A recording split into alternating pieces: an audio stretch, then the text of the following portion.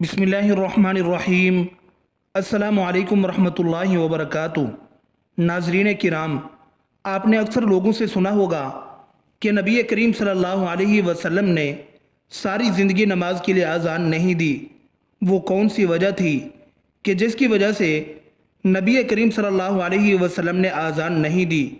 क्या ये हकीकत है कि वाकई नबी पाक सल्लल्लाहु अलैहि वसल्लम ने आज़ान नहीं दी? इस बात में कितनी सदाकत है?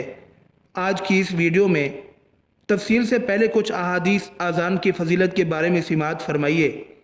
हज़रत अबू हुरैरा रज़ी अल्लाहु अन्हु से रिवायत है कि रसूलुल्लाह सल्लल्लाहु अलैहि वसल्लम ने इरशाद फरमाया, मुअज़्ज़िन के गुनाह वहाँ तक मुआफ़ कर दिए जाते हैं जहाँ तक उसकी आवाज़ पहुँचती है। यानी अगर इतनी मसाफत तक की जगह उसके गुनाहों से भर जाए तो भी वो सब गुनाह मुआफ़ कर दिए जाते हैं। जानदार और बेजान जो मुअज़्ज़िन की आवाज़ सुनते हैं वो सब क़यामत के दिन उसके लिए गवाही देंगे। मुअज़्ज़िन की आवाज़ पर नमाज में आने वाले के लिए 25 नमाजों का सवाब लिख दिया जाता है और एक नमाज से पिछली नमाज तक के दरमियानी औकात के गुनाह मुआफ़ कर दिए जाते हैं। हज़रत अब्दुल्ला बिन उमर रज़ी अल्लाहु अन्हुमा से रिवायत है कि रसूलुल्लाह सल्लल्लाहु अलैहि वसल्लम ने इरशाद फरमाया, मुअज़्ज़िन की आवाज़ जहाँ जहाँ तक पहुँचती है वहाँ तक उसकी मग़फ़िरत कर दी जाती है। हर जानदार और बेजान जो उसकी आज़ान को सुनते हैं उसके लिए मग़फ़िरत की दुआ करते हैं। एक रिवायत में है कि हर जानदार और बेजान उसकी आज़ान का जवाब देते हैं। हज़रत अबू सासा रज़ी अल्लाहु अन्हु फरमाते हैं कि हज़रत अबू सईद खुदरी रज़ी अल्लाहु अन्हु ने मुझसे फरमाया, जब तुम जंगलात में हुआ करो तो बुलंद आवाज़ से आज़ान दिया करो, क्योंकि मैंने रसूलुल्लाह सल्लल्लाहु अलैहि वसल्लम को ये इरशाद फरमाते हुए सुना, मुअज़्ज़िन की आवाज़ को जो दरख्त, मट्टी के ढेले, पत्थर, जिन और इंसान सुनते हैं वो सब क़यामत के दिन मुअज़्ज़िन के लिए गवाही देंगे। हज़रत बर्रा बिन आज़िब रज़ी अल्लाहु अन्हुमा से रिवायत है कि रसूलुल्लाह सल्लल्लाहु अलैहि वसल्लम ने इरशाद फरमाया, बिलाशुबा अल्लाह ताला अगली सब वालों पर रहमत भेजते हैं, फरिश्ते उनके लिए दुआए रहमत करते हैं और मुअज़्ज़िन के उतने ही ज़्यादा गुनाह मुआफ़ किए जाते हैं जितनी हद तक वो अपनी आवाज़ बुलंद करे। जो जानदार और बेजान उसकी आज़ान को सुनते हैं उसकी तस्दीक करते हैं और मुअज़्ज़िन को उन तमाम नमाजियों के बराबर अजर मिलता है जिन्होंने उसके साथ नमाज पढ़ी। हज़रत अब्दुल्ला बिन उमर रज़ी अल्लाहु अन्हुमा से रिवायत है कि नबी करीम सल्लल्लाहु अलैहि वसल्लम ने इरशाद फरमाया, जिसने 12 साल अजान दी उसके लिए जन्नत वाजिब होगी। उसके लिए हर अजान के बदले में 60 नेकियां लिखी जाती हैं और हर इकामत के बदले में 30 नेकियां लिखी जाती हैं। हज़रत अब्दुल्ला इब्न उमर रज़ी अल्लाहु अन्हुमा से रिवायत है कि रसूलुल्लाह सल्लल्लाहु अलैहि वसल्लम ने इरशाद फरमाया, 3 शख्स ऐसे हैं कि जिनको क़यामत की सख्त घबराहट का खौफ नहीं होगा, न उनको हिसाब किताब देना पड़ेगा। जब तक मखलूक अपने हिसाब व किताब से फारिग होगी वो मुश्क के टीलों पर तफरीह करेंगे। एक वो शख्स जिसने अल्लाह ताला की रज़ा के लिए कुरान शरीफ पढ़ा और इस तरह इमामत की कि मुक्तदी उससे राज़ी रहे। दूसरा वो शख्स जो अल्लाह ताला की रज़ा के लिए लोगों को नमाज के लिए बुलाता हो। तीसरा वो शख्स जो अपने रब से भी अच्छा मामला रखे और अपने माताहतों से भी अच्छा मामला करे। हज़रत जाबिर रज़ी अल्लाहु अन्हु फरमाते हैं कि मैंने रसूलुल्लाह सल्लल्लाहु अलैहि वसल्लम को ये इरशाद फरमाते हुए सुना, शैतान जब नमाज के लिए आज़ान सुनता है तो मकाम रौहा तक दूर चला जाता है। हज़रत सुलेमान रहमतुल्लाह अलैह कहते हैं, मैंने हज़रत जाबिर रज़ी अल्लाहु अन्हु से मकाम रौहा के बारे में पूछा तो उन्होंने फरमाया कि ये मदीना से 36 मील दूर है। हज़रत अबू हुरैरा रज़ी अल्लाहु अन्हु से रिवायत है कि नबी करीम सल्लल्लाहु अलैहि वसल्लम ने इरशाद फरमाया, जब नमाज के लिए आज़ान दी जाती है तो शैतान बाआवाज़ हवा खारिज करता हुआ पीठ फेर कर भाग जाता है ताकि आज़ान न सुने। फिर जब आज़ान ख़त्म हो जाती है तो वापस आ जाता है। जब इकामत कही जाती है तो फिर भाग जाता है और इकामत पूरी होने के बाद फिर वापस आ जाता है ताकि नमाजी के दिल में वसवसा डाले। चुनाचे नमाजी से कहता है, ये बात याद कर और वो बात याद कर। ऐसी ऐसी बातें याद दिलाता है जो बातें नमाजी को नमाज से पहले याद न थीं, यहाँ तक कि नमाजी को ये भी ख्याल नहीं रहता कितनी रकातें हुई हैं।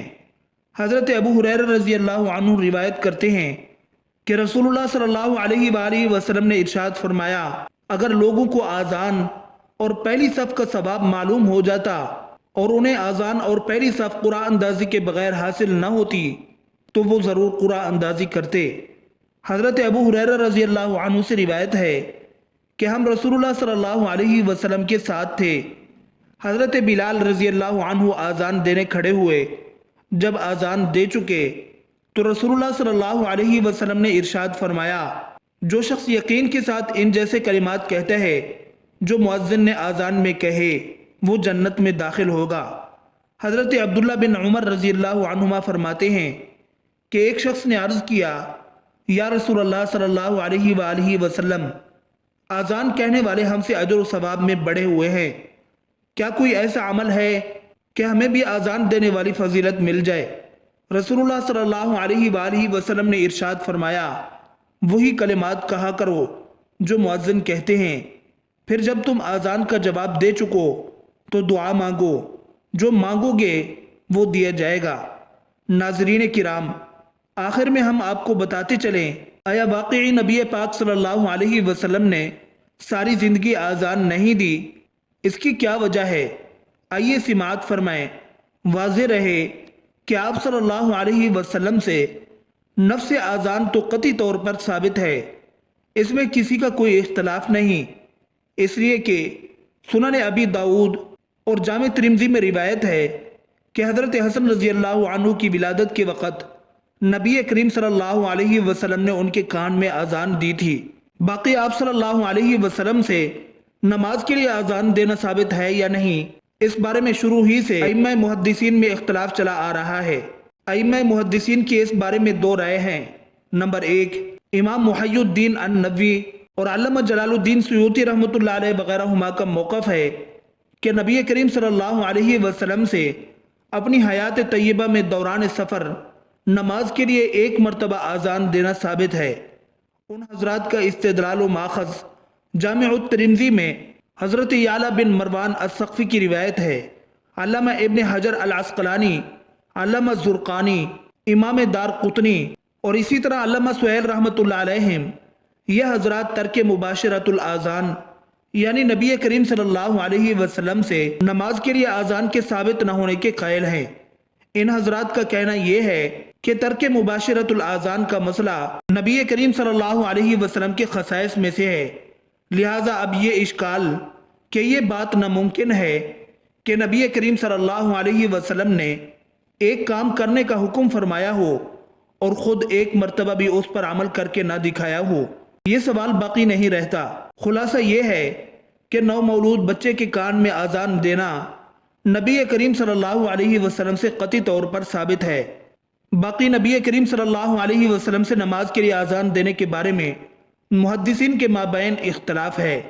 نیز الامام المحدث الفقیہ مولانا محمد عبد الحی لکھنوی علیہ الرحمت نے اپنے ایک رسالہ بنام خیر الخبر فی اذان خیر البشر میں ائمہ محدثین کے درمیان اختلاف ذکر کرنے کے بعد تحریر فرمایا کہ ابھی تک اس بارے میں کسی نے کوئی حتمی رائے قائم نہیں کی، لہٰذا ہمیں بھی اس بارے میں توقف ہی اختیار کرنا چاہیے۔ نیز مولانا عبد الحی لکھنوی رحمۃ اللہ علیہ نے اپنے اسی رسالہ میں بنفس نفیس آذان نہ دینے کی چند وجوہات ذکر کی ہیں، جن میں زیادہ صحیح اور قوی وجہ یہ لکھی ہے کہ نبی کریم صلی اللہ علیہ وسلم کے آذان نہ دینے میں در حقیقت خلفائے راشدین کے مشقت میں پڑنے اور احکام شریعہ میں خلل واقع ہونے کے اندیشہ سے بچنا تھا۔ وہ اس طرح کہ نبی کریم صلی اللہ علیہ وسلم جب بھی کوئی کام شروع فرماتے تو پھر اس پر مواظبت اور مداومت اختیار فرماتے، جبکہ منصب رسالت اور احکام شرعیہ مثلا کفار سے قتال، لوگوں کے درمیان فیصلے وغیرہ جیسی بڑی ذمہ داری انجام دینی تھی جو آذان سے زیادہ اہم اور ضروری تھی۔ اگر نبی کریم صلی اللہ علیہ وسلم آذان دیتے اور اس پر مواظبت فرماتے تو اس طرح نبی کریم صلی اللہ علیہ وسلم کی اتباع میں خلفائے راشدین کو بھی مواظبت کرنی پڑتی، جس کی بنا پر دوسرے اہم امور میں خلل واقع ہونے کا اندیشہ تھا۔ اس لیے آپ صلی اللہ علیہ وسلم نے آذان نہیں دی۔